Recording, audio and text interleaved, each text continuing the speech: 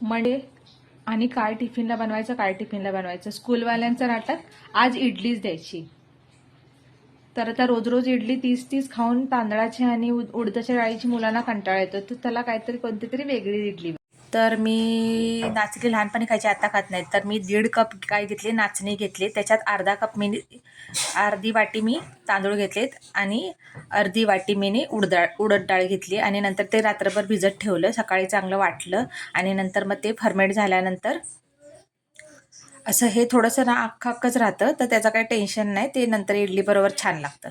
नंतर हे फर्मेंट चांगलं झालं, त्यात फक्त मीठ टाकायचं आणि इडलीच्या भांड्याला फक्त तेल लावा आणि अशा इडल्या टाकून मस्तपैकी असं बघा, तर ते बरोबर आतमधनं जाळीदार झालेले असते आणि आपली ही जाळीदार इडली बनून रेडी आहे. आपण चटणी बरोबर खाऊ शकता किंवा सांबाराबरोबर खाऊ शकता. ही खूपच पौष्टिक आणि मस्त आहे आणि मुलांना वेगळं म्हणून पण देऊ शकता. तुमची मुलं खात असतील तर रेसिपी आवडल्यास सबस्क्राईब.